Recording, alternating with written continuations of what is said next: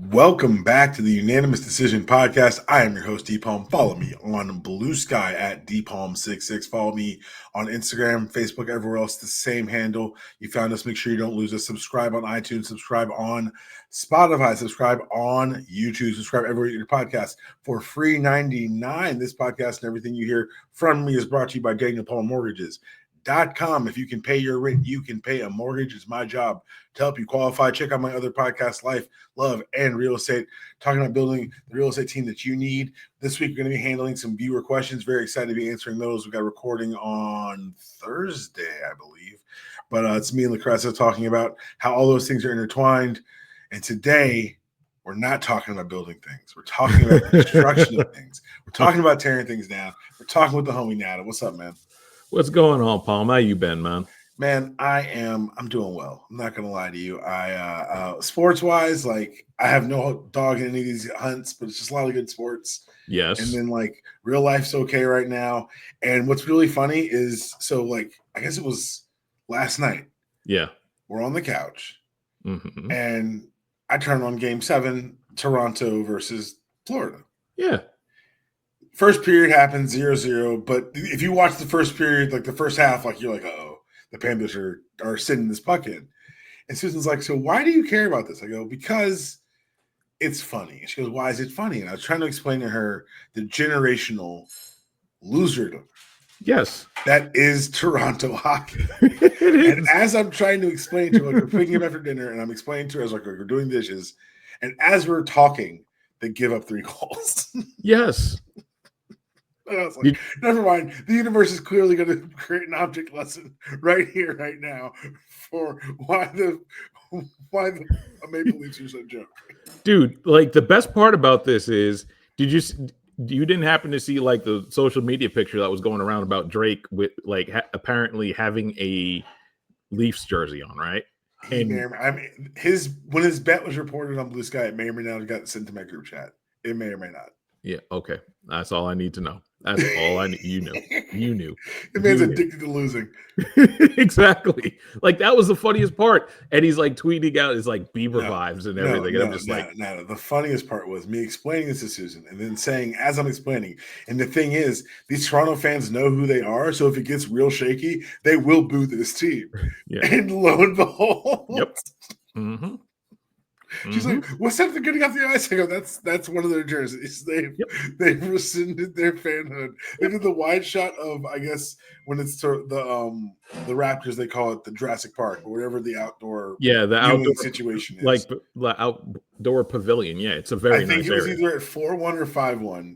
But you watch one dude storm out, and you watch like the ripple of people. Like it's just so good. I miss that part. I clearly missed that part. It was Hater Christmas. It was beautiful. And like again, no dog in the hunt. I'm a Lebatard Show listener still. And so like it's good content for me, but a loss would have been just as good. But this is just like explain to me why the Maple Leafs should not be taken seriously. And they're the Cubs fans of hockey, quite literally. They're the Cubs fans of hockey. No, because the Cubs didn't invent the sport. The Cubs aren't representing the name that created the sport, that cares more about the sport than you or I could ever possibly understand. Meanwhile, defending Stanley Cup champion Florida Panthers. Yes. Just took Toronto behind the woodshed. Yep. Like literally, they're out of Fort. They're like, again, they're not even like in Miami proper. They're like more Broward County than anything else. Sunrise. It's Sunrise. Oh, wow. That's too much Lebatard Show for me. That's how you know I listen to that. I was about to say that again. You a little too again. You about like this close to ordering a cafecito, aren't you? I also love hockey. Like I think playoff hockey is the greatest thing that they give us in sports. It's my favorite thing to watch live. If there's one thing I could go to live, it's playoff hockey. Dude, that's the thing. Sport. Like that's the funny part is that if the NHL and their media and fans actually got out of the way, they would actually be such a great product. It's such a great product, but a lot of it like the fans and the culture behind it is just it's very. That's why again I show up in the playoffs. I'm a hockey guy in the playoffs. So you'll get this reference. They're the country music of sports, where the gatekeepers have done more to cripple that sport than anybody than See, any other and sport. that's the difference. You say cripple, they say preserve. Exactly. They see it as that's damn right. These gates work. Like they're the only gatekeepers that I can think of in history that haven't been bulldozed by pop culture, quite literally. Them and country music. That's it. And if you clicked on this thumbnail and saw two black men of a certain age talking sports, and if you thought the first 5 minutes are going to be about hockey, and you're not surprised, you're a liar. But let's talk about what I know I want to talk about. I'll let you pick East or West first, because we taking them both. Let's start out West. Let's start out West. Okay. Hey man, y'all need to stop letting this sterile ass dude like just come out here and stun on America, man. Anthony Edwards. Like, I need Draymond to put up some kind of fight. I need Jimmy. And the thing is, like, timeout, because like I have nothing against Jimmy Butler. No, I think only Joel Anderson does. Shout out to Joel. I know Joel listens. Shout out to Joel.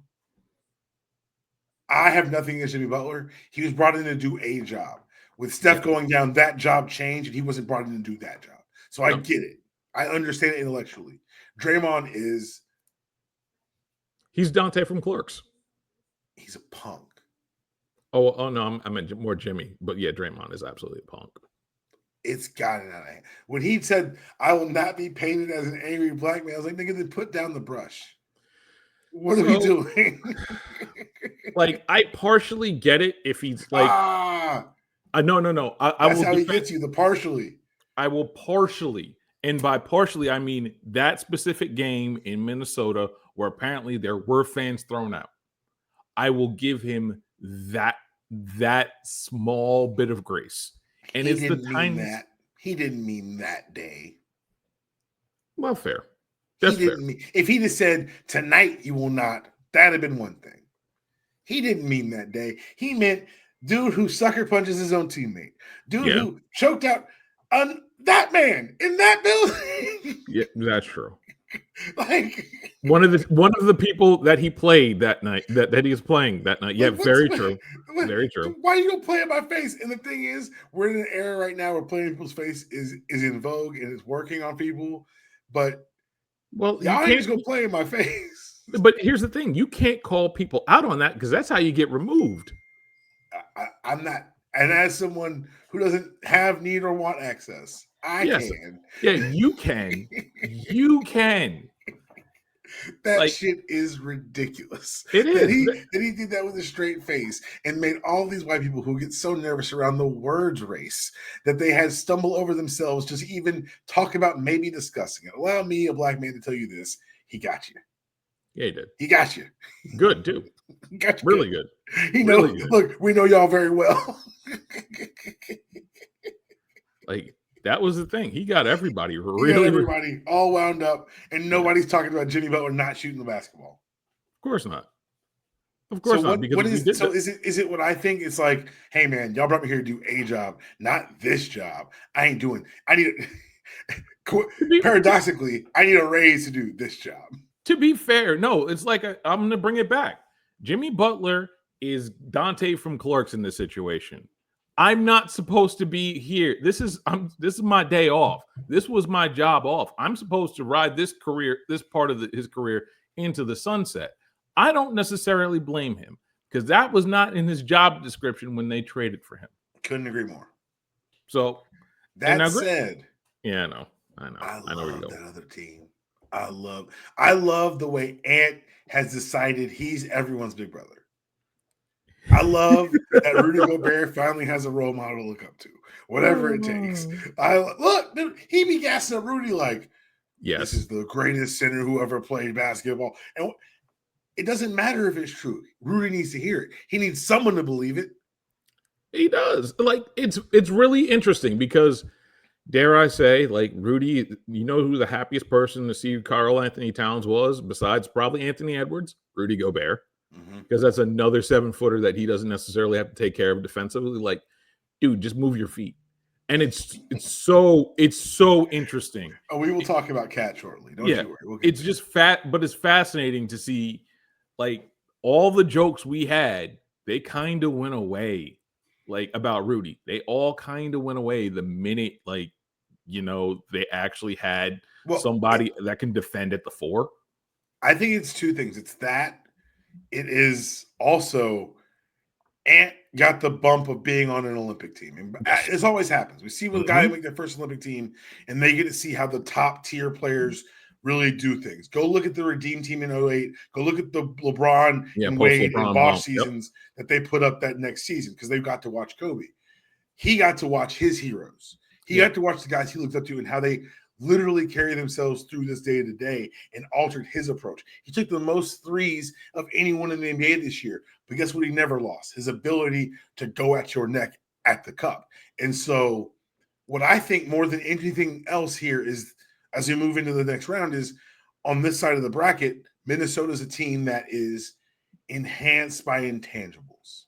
The intangible being the force of will of that young man who, even if the shot's not falling, he's still in everybody's ear. He's still a leader. The funny thing is, Palm, how much better has his playmaking gotten in like a year? He really paid attention overseas. He really paid attention to the Olympics. He was really about that. I'm here to learn. I'm a sponge type shit. And it's paying dividends because it's not like you said, it's not just the shots that are going up. It's the decisions that he's making. I think it was the first Lakers game when they lost to the Lakers and he didn't have a very good game. But the one thing you could say was the Lakers are in trouble because he didn't make any bad decisions. Nope. He didn't. Not once was it like, oh, that youngster, and it was like, why is he so in control of everything that's happening right now? That was the outlier game. That was the crazy part about that. That was the one Laker outlier game, and it was not a harbinger of things to come. And it was a warning because you're like, wait, he still had this much positive impact and couldn't score. But what if the shot starts falling and then it falls? Then they start falling. What do we do? Yep. And so again, both teams that Minnesota came up against, and it's the funniest part. And this is the thing I hate when people start saying the regular season doesn't matter, even if it's a testing ground. There were proof of concept, and they spent 82 games just trying to do just enough and figure out just enough to make sure that they were playoff ready. The regular season matters, guys. The more you guys talk about how it doesn't matter and it's two different sports, the more those that say it sound like idiots. Well, let's talk about this for a second because you're actually someone I've really wanted to have this conversation with. So one of the big things that's changed in the NBA with the CBA alterations is they're chasing an NFL model of parity. Kind of just 30,000-foot view for listeners. The NBA has always been built on stars and dynasties. You can go back to the history of the league, Minneapolis Lakers, wherever you want to go. It's been built on dynasties. Whoever wins the title this year will be the first team to win ever for their franchise or since 1972 in case of the Knicks. The last 7 years have had 7 different champions. Some franchises for the first time. Shout out to the Nuggets. And it's wild to think back in the era we lived in. But I think this is the first conference finals that were fully ensconced in the era of the new CBA. The new CBA and the new team building. And if you're a casual NBA viewer, I'm going to let you know right now, get real used to seeing Oklahoma City. They're the only constant. They're the only guarantee. The Spurs are going to be one too. Let me see how they build that with Pop only in a certain role. I do want to see how that goes because they're one wrong contract from having to make a really tough decision. The internal structuring of the organization gives me hope. I'm giving them the benefit of the doubt based on the history we've observed. But you're not wrong. We've never seen this configuration of your favorite Scramble City combiner here. So it'll be interesting to see how that does work out. Let's talk about the other side of the West bracket. Game 7, kind of a snoozer. Aaron Gordon did his best, but the hammy's not a one-day injury. Dude, that was a valiant effort. Like the fact he played. I was making fun of him before the game. I was like, oh, this Mr. Nugget shit. And then like I watched him play. I was like, he might be Mr. Nugget. Like he might be the new Antonio. Antonio McDyess was always Mr. Nugget to me. Like that was Antonio McNugget. Like that was always that's who he was to me. And this is the new Mr. Nugget. Like when you win a ring and when you're crucial to win a ring, and to think about that, he got out of bad Orlando Bad Orlando. Go look at those Orlando. And come be the fourth option here. Yes. Go be the fourth option. Be our best defensive player. Be the secondary hub. Be the backup center, and not only like live, but you just thrive doing it. It is like the career renaissance. It's also the Jokic effect of you play next to this man, you're going to look better. Yep. And I think it's sad that like this window, we can talk about their windows open or shut. I think it's actually more close than we think. Yes. And so much of those years were lost to the injuries to Jamal Murray and then the MPG like injuries. Like it's just it's and but it's also like that was the last traditionally built team that we could have seen 3 or 4 run out of. Maybe these Celtics until the injury. I don't know. We'll never know. But yeah, this is now the post dynasty era. Welcome to the parody of the NBA, where the regular season matters in different ways because it builds the storytelling. Because if Tyrese Halliburton doesn't go 10 of 11 in game winners over the season, I don't know what he just did. It seems like an outlier what he just did. And then you realize that he also got the Olympic bump, even if he didn't get that much burn. But let's stay in the West. Let's talk about Oklahoma City Thunder, SGA. This is a team where if I'm talking about the Timberwolves who are led by the intangibles, this is a team that's 1,000% tangible.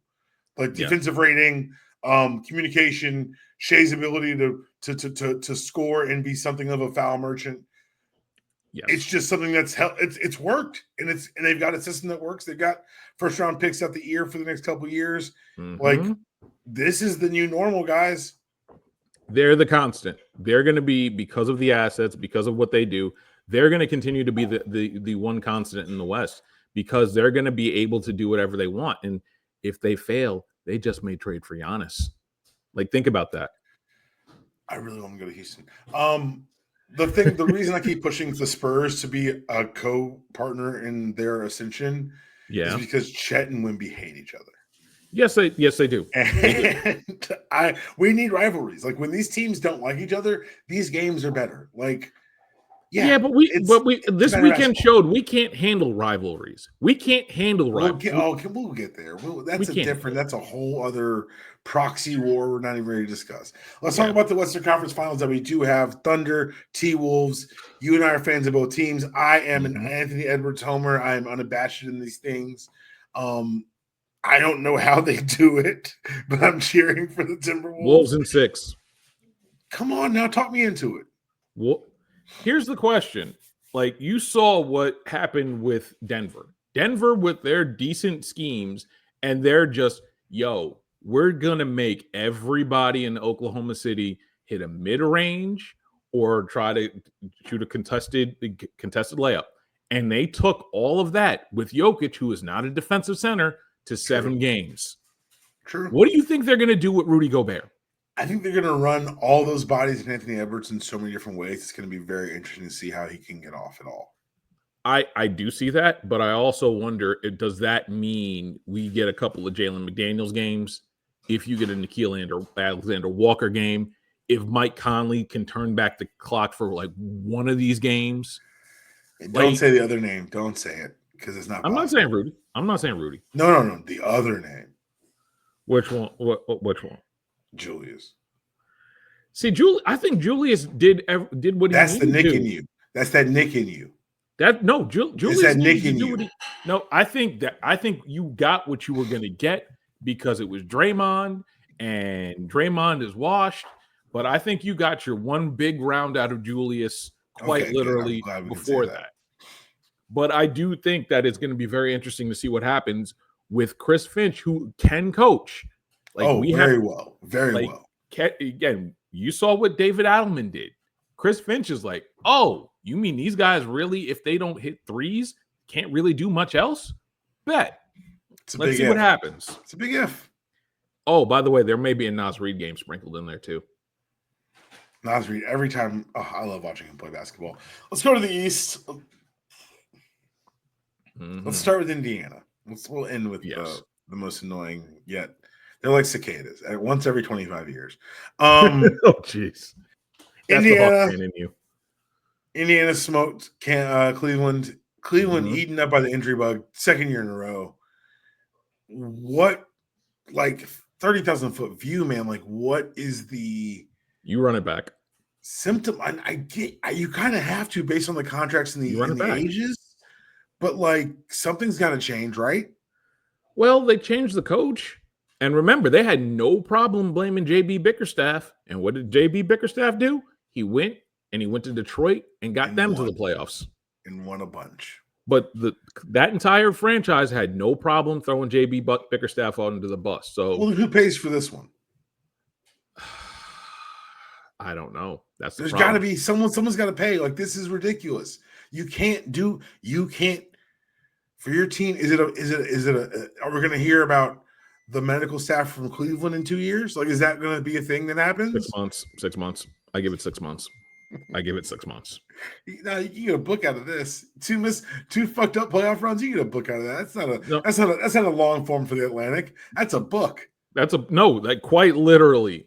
That's like I could see it in 6 months where this, or better yet, or you write the article that turns into a book. Yeah, like I can see it happen, and more importantly, like this is Dan Gilbert. Everything minus LeBron that happens to him ends up falling to pieces. And I'm not saying that the guys at the head of the mortgage industry are all crooked, but Matt Ishman's been accused of a lot of stuff in Phoenix as well.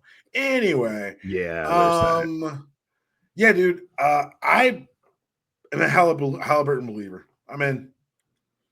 I wasn't, and this year, like when you go before the playoffs start and you're named by your peers as the most overrated player in the league, and not only do you use that as fuel, not only do you get to the Eastern Conference Finals for the second time in 2 years, you do what you've done to get here. You basically got Doc Rivers fired, which I'm surprised he still has a job, but he's only... Isn't that weird? Yeah. Are they waiting for Giannis to fire him? Yes. And call it a fresh start? Yeah. Okay. Like, because that's PR-wise, that's smart. I get it. It doesn't make sense to keep them otherwise. It really doesn't make sense. No, you can't. But like you have all of that going, and like for what Tyrese Halliburton has done has been quite amazing. And for him to go on this revenge tour, like we had to just give him his flowers. When you put him in the top 10, now you can't argue about it. He's done it 2 years in a row with a great system, and really, if we're honest, not too many offensive creators around him.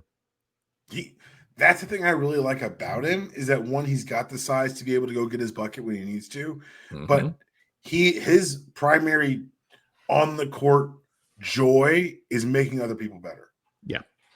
And we have lived in an era where you don't really see that succeed, but you also don't see that out of a 6'5" guy. So like, yeah. It's super. Look, my first favorite player was Penny Hardaway. So, like, big guards who like to distribute, like I'm used to cheering for that. So this is really interesting. It's really interesting because also, like, it's Rick Carlisle, and every now and again, it's like Rick Carlisle goes off, has about 2 or 3 bad years, and then 2 years in a row he rips off, and it's like, oh yeah, that's a top 7 coach. There's only 2 stories with Rick Carlisle ever. One, he's an asshole. Yep. 2, fantastic coach. That's the only 2 stories you'll ever hear about Rick Carlisle. It's the best. He's the most consistent story told in sports possibly. Yes, exactly. We hate this guy. Except for the Berries. He's new age Larry Brown. That's who he is.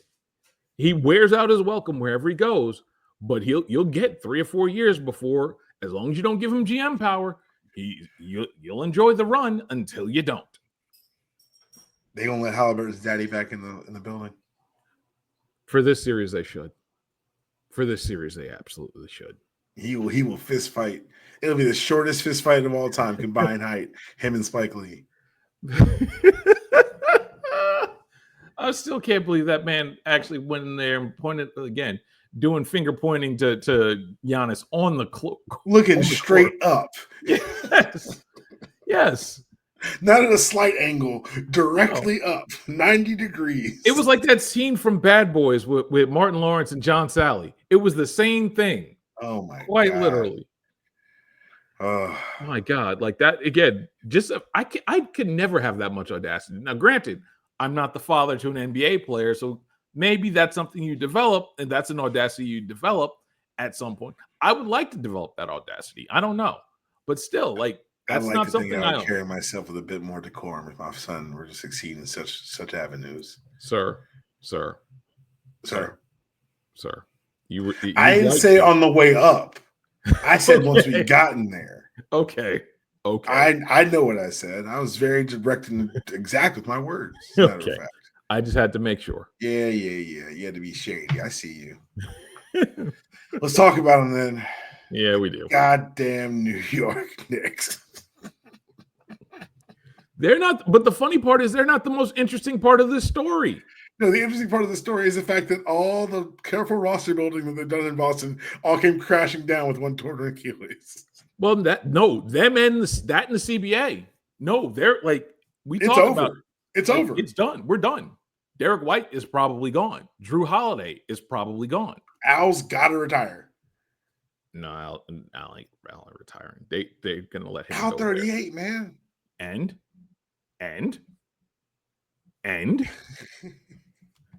I need a gentleman's bet on if Al retires or not. He can't come back. He's got a roster spot for as long as he wants. He's Udonis Haslem. You think he signs like after the All-Star break? No, he'll be there.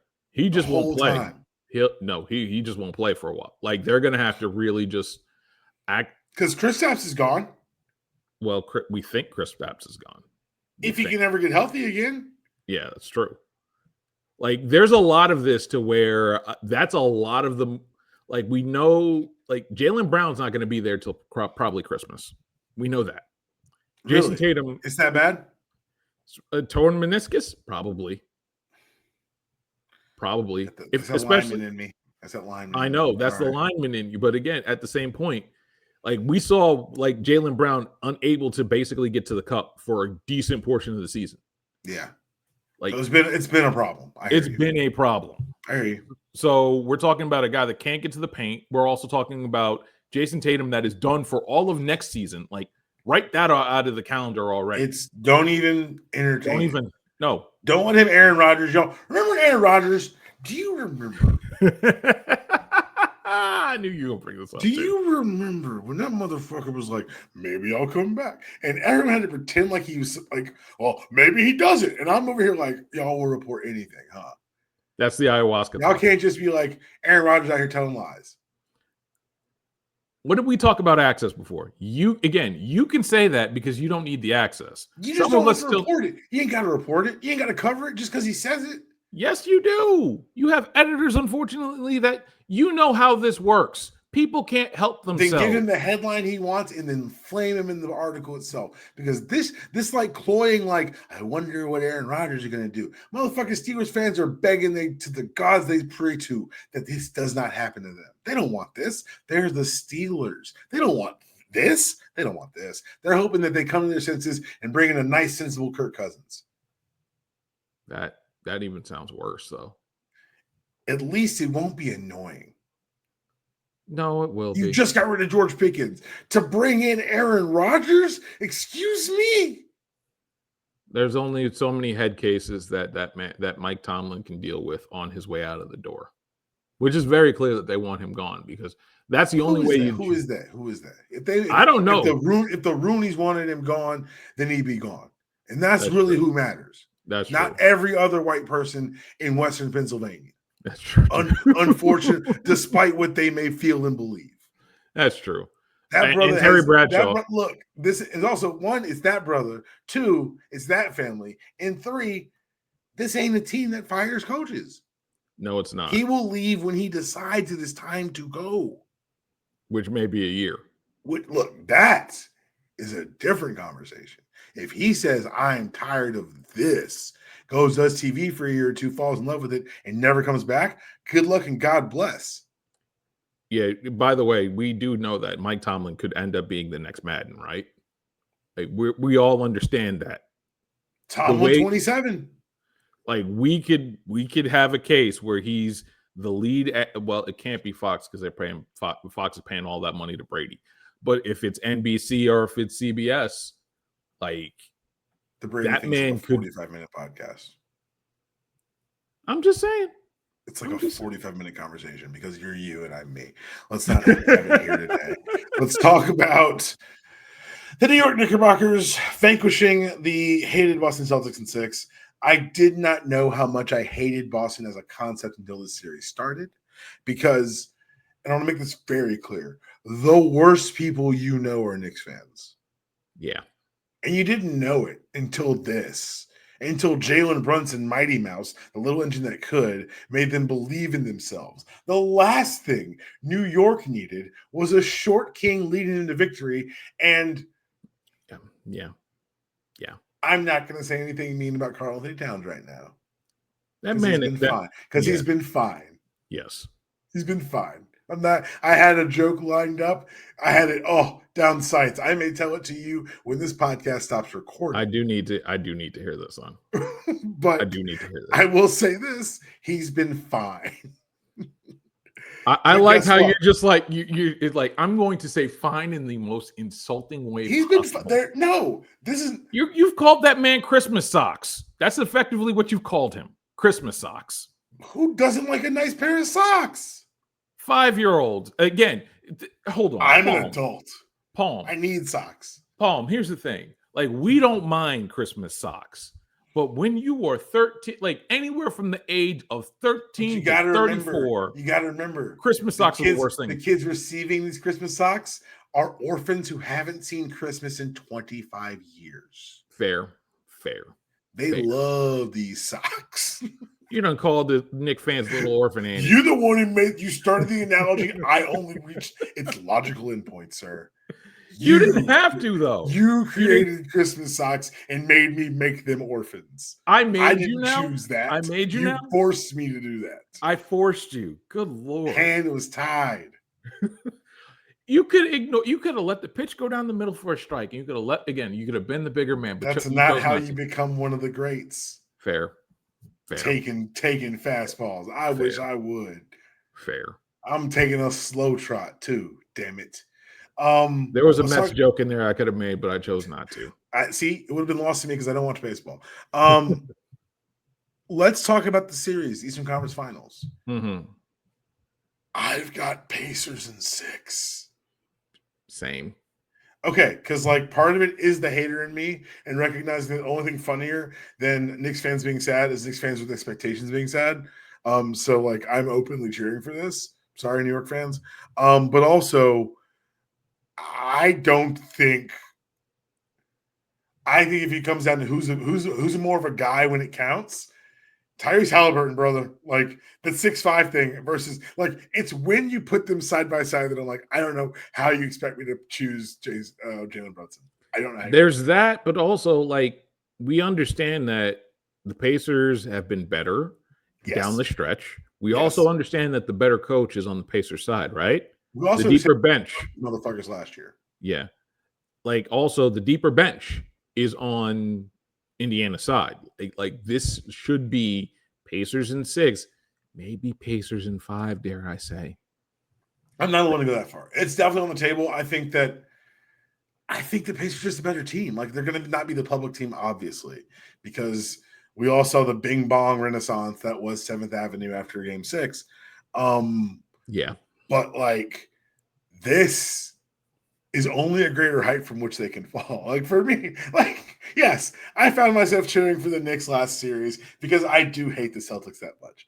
However, given my druthers, the funnier outcome is watching Knicks fans become deflated. I don't have any Pacers fans in my life. So here's the thing. Affect me in any way, shape, or form. So here's what I would ask you though. At what point does it just become a better fall for them to lose to Rudy Gobert, Anthony Edwards, and Julius Randle, who they traded, and White Dante? I was about to say, the only name you need to say to me is Dante DiVincenzo, baby. that suck-ass commercial. I don't like that commercial. No one does. No one. It feels real like they knew Dante needed the money type shit. Like it was like, nah, Dante, you gonna say yes. No, that was his last. No, that was the last time he really, for real, probably hung out with his homeboys for the first time in 6 months because he had to go to cold ass Minnesota. I don't blame him for doing that. But also, you're complaining about that commercial when you don't even watch the NCAA tournament. Imagine being the folks that watch the NCAA tournament and then watching it. Feel bad for us, Palm. We've had to be inundated for that for the better part of 4 months. We're tired. We're significantly tired of this. Okay, so you and I both have Pacers in 6, and we Yes. both. I'm more reluctantly. I'm taking Wolves in 6. I'm okay. Again, I got Wolves in 7. If it goes 7, I'm taking OKC. I've seen this team gag too many close games, and I've seen Ant win close games. Those And things are both very true. I just watched them beat the dog shit out of the Nuggets in the game 7. But that's a one-legged again. I understand that, but also like there's no guarantee of all the legs being there on that side either when it comes to game 7 here. Like I'm just saying, I watched them do a thing in a game 7 against a proven champion. It wasn't the beating, it was the heart taking. Like that for me is why I'm like, okay, this is a different Thunder team. It was the killer instinct to say, oh, they're not all there, then fuck it. We're putting fucking Caruso on Jokic. Yeah. And we're gonna ride it out. And we're gonna hack the crap out of him. Guess what? It worked like a motherfucker. It did. They choked them. What do you think? Put up 9 shots, 8 shots? Yeah, no, like he was ready to go back to his horses. It was an in-game adjustment that I don't know that I thought that coach in Oklahoma City was ready to make. And on the strength of that, the Finch edge isn't as big as I thought it was going to be. I would tell you this. Remember, this is 90% of this core is the same core that went in to Denver. In Denver, in a game 7, fell behind, and won in Denver. Part of a championship. I'm taking nothing away from them. I would be very I trust of all the teams I trust to go into Oklahoma City in late May, early June, and go take somebody's heart out. It might be brief counterpoint. Denver is my favorite American vacation city. I love Denver. There's so much to do. You're outside, went to the Red Rocks, saw it was beautiful. Got perfect seats in the middle. Saw I can't escape right now. Oh, Mavis Staples and Nora Jones. Beautiful night. Oh, wow. Wonderful night in the mountains. Fantastic food. We went to Golden, spent the day in Golden. It was really nice. There's so much to do in Denver proper. Yeah. Fantastic restaurants, nightlife. Have you ever been to Oklahoma City? It's all they got. It's going to be a little bit different than like, oh, let's go to game 7. Then this is all we have. The Dust Bowl and this. Oklahoma City Thunder. They don't even have the Sooners to look forward to anymore. Why would you? What's the point? Well, they moved to the SEC now. So. That place in the game 7 might be the place where I'm like, oh, that there is a home court advantage and it resides in a place where there are no other options. Fair. I'll give you that one. I will give you that one. It's my only pushback on maybe they got the heart, yada yada yada. However, you have to be real. You have to be real. Yeah, to go through that. Yeah, I'll give you that. Go through those sickos. Yeah, they gave Russ a standing ovation when he came back playing for the other fucking team. Also true. This is all they've got. Do not try these people. That's true. I can't wait for Russell Westbrook night for them. That is going to be awesome. He's going to be a Hall of Famer, but first he's going to the rafters there, and that night is going to be nuts. It's going to we call nights emotional all the time. Oh, that is going to be bring the cleanups, bring the Kleenex. Yeah, that's all you got to do. Let's talk about the season. This season winding down. Let's talk about a season that's just picking up.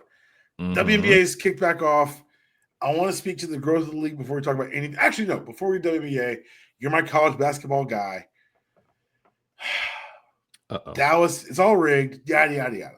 Oh God, not you. I'm just kidding. The NBA is not rigged. You're all children. Cooper Flag, yes, continues a 40-year tradition of the white superstar in Dallas. Man, look. It does. That's a That one. fact. That is yes. That is, I'm not being incendiary. I'm Nope. not being exaggerative. Go look at the stars of your Dallas Mavericks going back 40 years. And remember, this is a team that did field an all-white starting five in the last 10 years somehow. Like, it was amazing. It was a concerted effort to do it. But they did it, God damn it. Boss, Red Auerbach is looking down from heaven like, could have been us. Exactly. Been us. I wish I was alive to still see this. No. Yes. We could have done this in Boston. By the way, Michael Finley is very upset at your erasure right now. Can't believe you ignored Dog like that. I'm not. He was. Okay. Okay. I'm not here to legislate my broad generalization. And if Michael Finley called a stray, I apologize. But we can have deeper conversations on who was truly the star and who was the team they were trying to bottom out for parts. Fair. We'll talk about that later. Anyway, back to things that make me not feel bad about things I just said on Michael. I started going to Dream Games 3 years ago. My friends and I were bored on a Friday. We were like, it's hot out. We need something to do. And they were doing like a real special with the Dream tickets. 3 for it was $20 each. Great seats because it's a small arena. No bad seats in the house. We had a great time. This became our Friday tradition.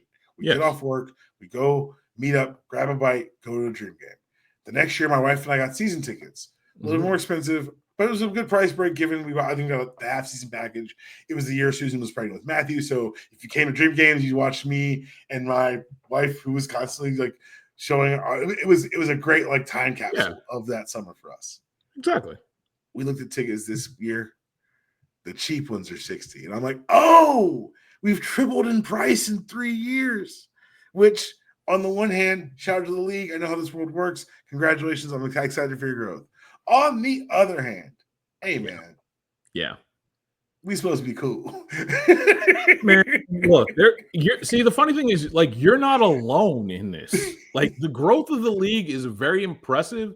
And at the same time, it is incredibly scary because a lot of people on the ground floor that were doing this for the better part of 15, 20 years can't afford it. And also the people that they're inviting to be courtside for some of these games, which we'll get into in a little bit. We'll get into, unfortunately. Like the strange bedfellows that the WNBA is courting is both really cool and at the same time really concerning. And it's basically like everyone says, that old adage, all money ain't good money. And unfortunately for the WNBA, they're about to learn that lesson the hard way, I think this is. But and the thing is, like, I agree with you 100% on everything you just said. That also being said, these are the growing pains of a young league. Like, this is on the timelines of leagues. This is a knowable plot point in the history of the growth of leagues. So is there going to be rapid growth? Are there going to be stumbles? You cannot sprint without falling over a couple times. So yes, these are always going to go hand in hand. They will. I think that the base of the league is strong enough to survive it. I think the base of the league is long enough to outlast the temporary repudiation that's going to come with the affiliations. And I think the league's fundamentals are strong enough and big enough and actually strengthened by the 3-on-3 league they had this. Unrivaled was big. Unrivaled, excuse me. That's going to have a magnifying effect on the other aspects of the league. So I think they may have created a Streisand effect to where the voices that they're not courting are actually going to be the ones that are heard the best and clearest. So we can talk about like larger macro business strategy type situation, or we can just be like, I hear you. You're right. However, they're in a position to make that mistake. As long as it's not like a 10-year. As long as it's not a 5-year mistake, it's a season or 2 mistake, survivable. But here's the thing. You remember what's up at the end of the year? Is rights already? Oh, the CBA. Yep. CBA is up. And they're constantly negotiating that. And the salaries are going to have to come up. There will be a stoppage. Yeah. Like that feels. If you wonder why Unrivaled exists, it's because there will be a stoppage. Yeah, exactly. That's why they started a year early. I think I'm of two minds. As a veteran of watching on the very fringes, but NFL Player Association union negotiations, it's going to be interesting. It's going to be a very large statement on the NBA's internal evaluation of this subsidized brand. Yeah. On what they're willing to concede. They gave more last time than I thought they would. I think they're going to on end a up micro giving more. level. I think they're going to. The price of the brick is going up. And that brings me to the thing that I don't want to talk about. Yeah. Angel Reese, Caitlin Clark, they played their first game. First of all, before we even get to that game, Kelsey Plum went the fuck off in her Sparks debut. First, the most points scored in a debut by a player ever in the history of W. Like, go Kelsey Plum. We know you ain't Puerto Rican, but you're Puerto Rican to us. Like, go Kelsey Plum. And again, that is big divorced energy. Can you tell? Like, that's super divorced energy. Like, I am happy to be in free. Multiple ways. Professional. Yeah. We can have a larger offline conversation on things that we think are actually happening in Las Vegas. Yeah. Because no one seems sad to leave. Nope. No one. It's never a parting of such sweet sorrow. It's always like, I'm outside, I'm free. Liberation. Like, Becky Hammon is a pop disciple. Like, I think shit ain't fun. You win, but shit ain't fun. Exactly. Like, she's a pop disciple. That is going to be the thing. Like it's not fun, and those divorces are always hard. Go ask Kawhi Leonard. Like, go ask Stephen Jackson about that. Like, those divorces are hard. When they're done, they're done. And also, the Spurs have the benefit of being a larger organization where they can insulate Pop from the mess. And Becky is deeply involved in the mess. She's a team president. Like, she's like deeply involved. Like, some would say those shouldn't be the same person. Anyway, no, exactly. Yep. And one last thing on this. Remember, you saw it. Have you seen the news on that lawsuit with I don't want to talk about it. But yeah, you notice how they got rid of the WNBA out of that, right? There's only one entity left. I know. Yeah. But I think that's again the growing pains of a league. Yeah, it is happening, and that's of a league that's growing at a rate that we have not seen in American sports in a very long time. There was the blip of NASCAR racing in the late 90s, but guess what? That wasn't the beginning of NASCAR. This is interesting because we're coming on the 20th anniversary and we're seeing a peak in popularity that seems to be a sustainable level of growth, which is why the CBA negotiations are going to be interesting because, like love or hate her, they got a big stake in Caitlin Clark. They have the only, think about it like this. How many entities do you know that can automatically garner at least 3 million viewers? It's LeBron, it's Steph, it's Caitlin Clark. The tribal chief Roman Reigns. Go on. Tribal chief Roman Reigns. But after that, and it might be Cody Rhodes. It might be to an extent. And before the WrestleMania build, it was Cody. But you see what I'm saying, though, right? She's in a one-of-one conversation with the league, and why you have people, legitimate media people that consume the media and report on the media, telling you that every game should credibly saying every Caitlin Clark game should be a national game, and I can't disagree. If you came to hate on Caitlin Clark, 1, I get it. 2, you're wrong. 3, she is that cold. Like, it'd be one thing if she wasn't like the Maria Sharapova, where they were trying to oh, you're going to be the. That's not this. This ain't Anna Kournikova. This ain't Anna Kournikova. No, she can play. Cold as fuck. No, not she can play. Not she's This bitch, and now she said that all season she's got the little weight on her too. Yeah. Like, I was like, oh, y'all might have a problem. Y'all, again, here's the thing. What happened, quite literally, what happens if we get Fever Liberty for the WNBA finals in September? What happens? Because I'm just sitting here imagining that, and we're talking about probably ratings that will rate quite literally. We're talking about leverage. We're talking about leverage in a way that I don't think the American public has seen. Yeah. an injury have in Yeah. a very long time. It's going to be very interesting to see how they thread this needle. Because again, I feel bad for Maction. Like, think about it like this: if you are ESPN right now and you have a Maction Tuesday game, or you have Caitlin Clark versus Sabrina Ionescu, we'll never see the Bobcats again.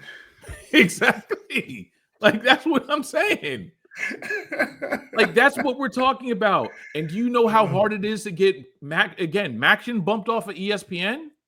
Do we understand how hard that is?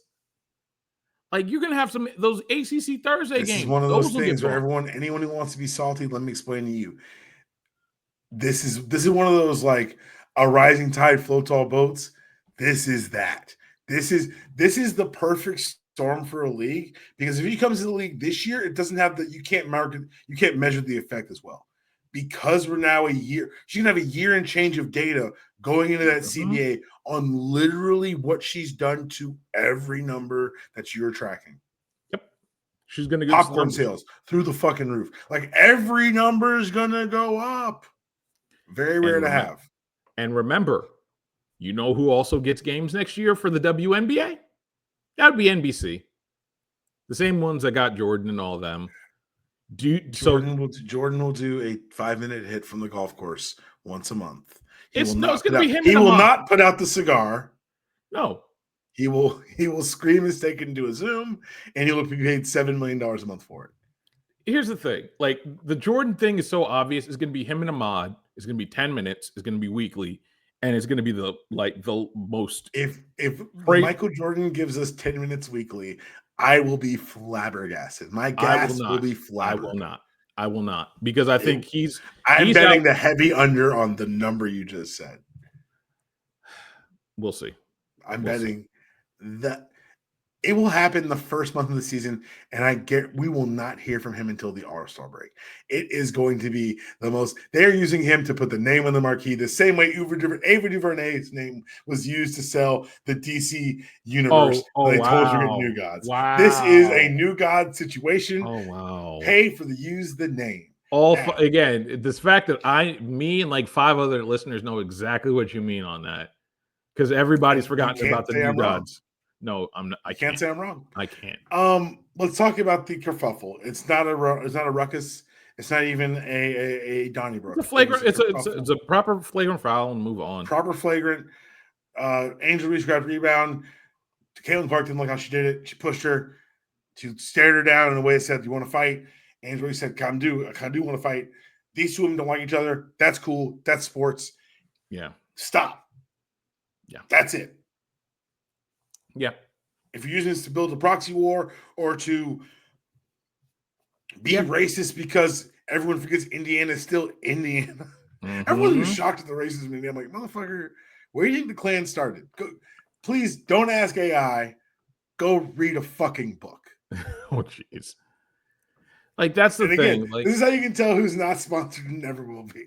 Yes. I can talk shit about gambling companies and AI and Aaron Rodgers. Mm-hmm. Mm-hmm. Mm-hmm. And now I hope you enjoy. The good company man just nods and smiles while his friend talks all this reckless nonsense. I have to. You act like I have a choice, sir. I didn't know. I'm just pointing out the dissonance to the audience. Exactly. I'm pulling back a little bit of the artifice and explaining to them what's happening right now. Look, some of us got to be right by the door. So that every now and again, I can let another one of my people in before they start saying, "Hey, how'd they get in?" Never mind. Like, that's But let's talk about it. So it's a kerfuffle. A thing went down. Yeah. Everyone's making hay on it because people get outraged, and that's how you get clicks. That's how you get money. And the attention economy is going to kill us all. But do you have any take, or what's your take on the takes? Like, when will we be free of this, Nata? When can they just play? They are in the same goddamn division, I believe. Yeah, they are. They're going to play so much. Yeah. Like, here's the problem. I can't do this 5 more times this season. You better hope Chicago doesn't make the playoffs. And granted, they don't look good enough to make the playoffs. I don't think we're good on that. But the problem is, like, unfortunately, like, I don't think it's enough. Like, because we know this much. Now, granted, Connecticut done tore their team apart in the offseason, so we're not going to have those issues like we did last year. Let's go dream. Do it for the dream. But I do think that at some point, like, we're gonna get it with another team. I don't know what team it's gonna be. We're gonna be back here again. And the only person that's really upset that they can't come in here and be a white knight for Caitlin Clark is one Shannon Sharp because of obvious reasons. I imagine he's doing it at home on his own couch.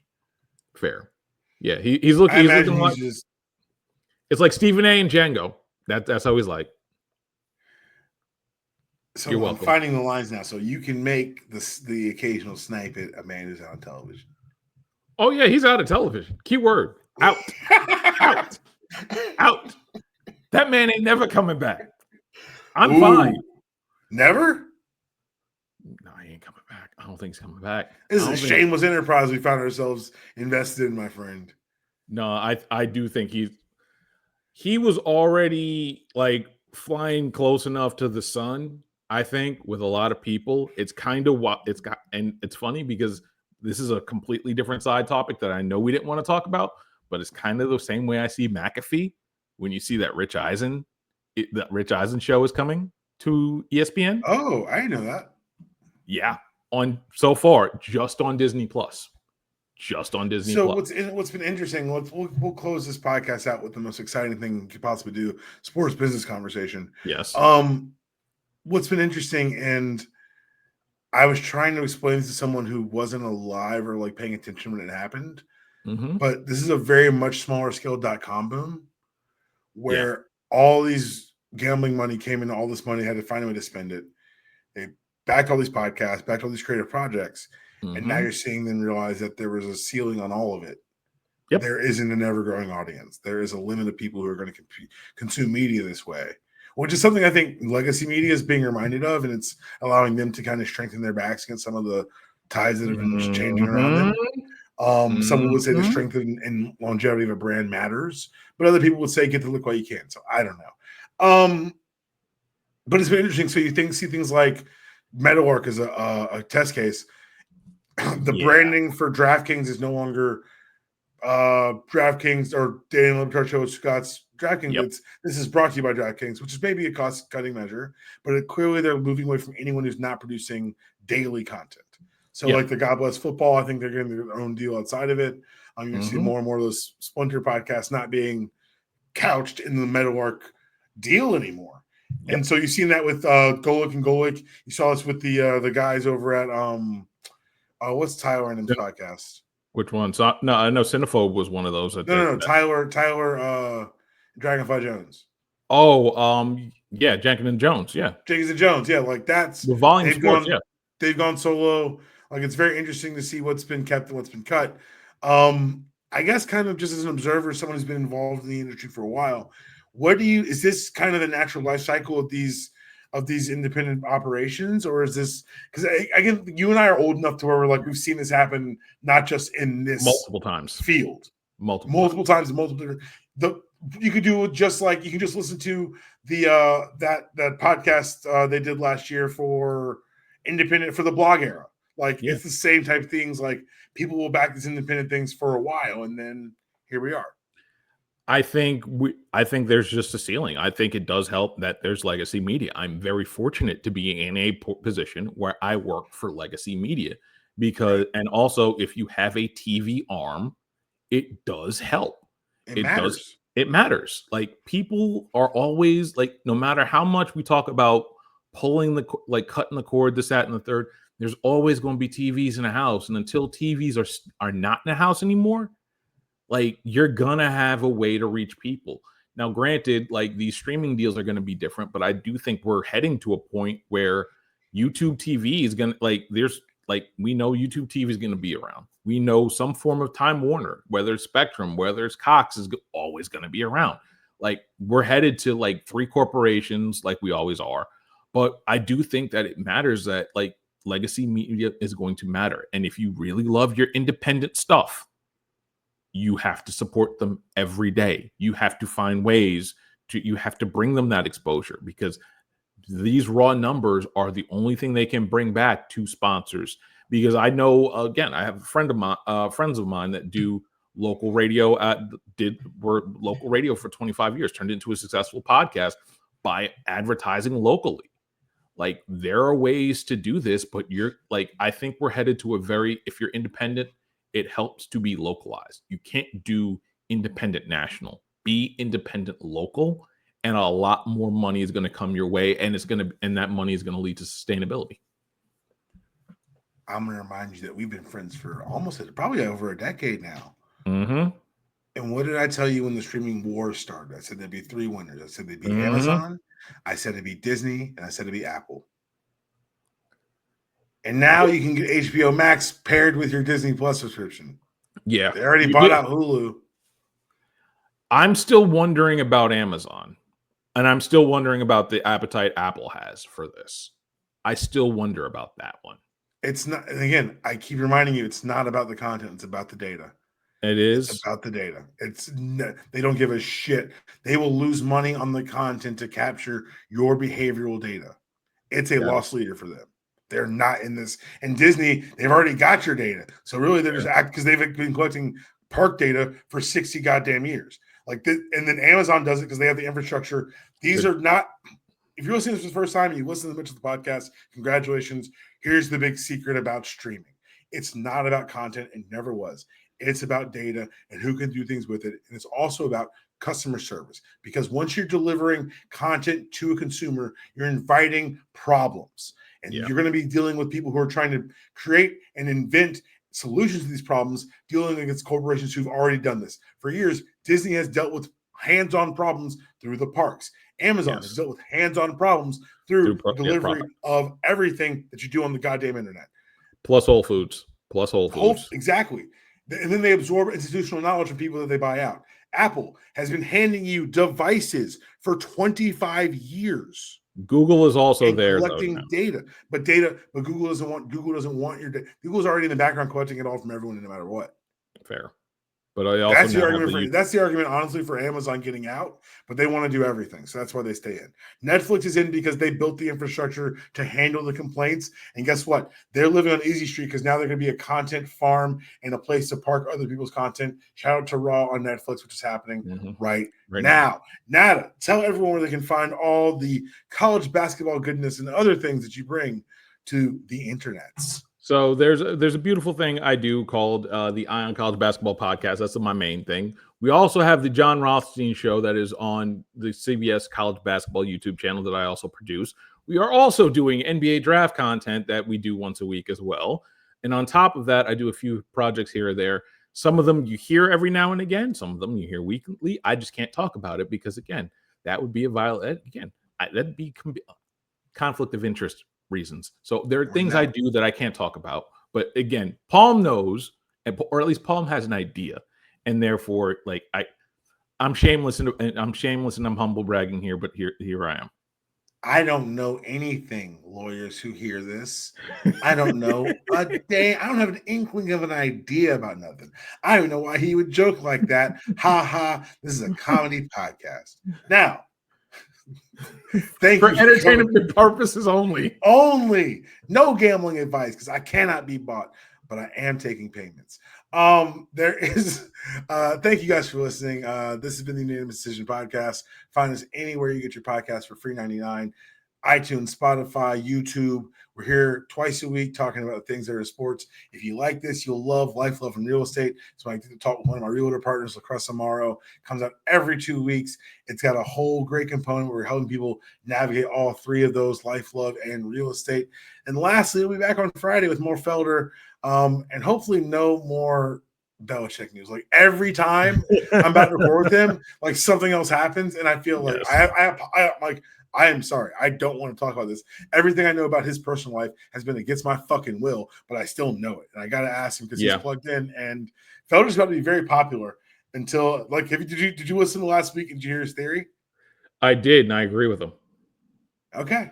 I'm just going to start polling people. Like, do you think Felder's onto something? Because he turned me into a tinfoil hat where I was like, I'm watching for signs now. I'm like, what's he going to do next? He's going to go, because we'll talk about it later. Yeah, the fact that this man had a podcast, like, why? Yeah. What happened to mystery, man? Nope. What happened? That's just not knowing. Nope. How about you just be, who doesn't have a podcast? Mike fucking Tomlin. because he's going to have a Madden franchise. All right. Exactly. That was your show. There is no outro. See you guys later this week.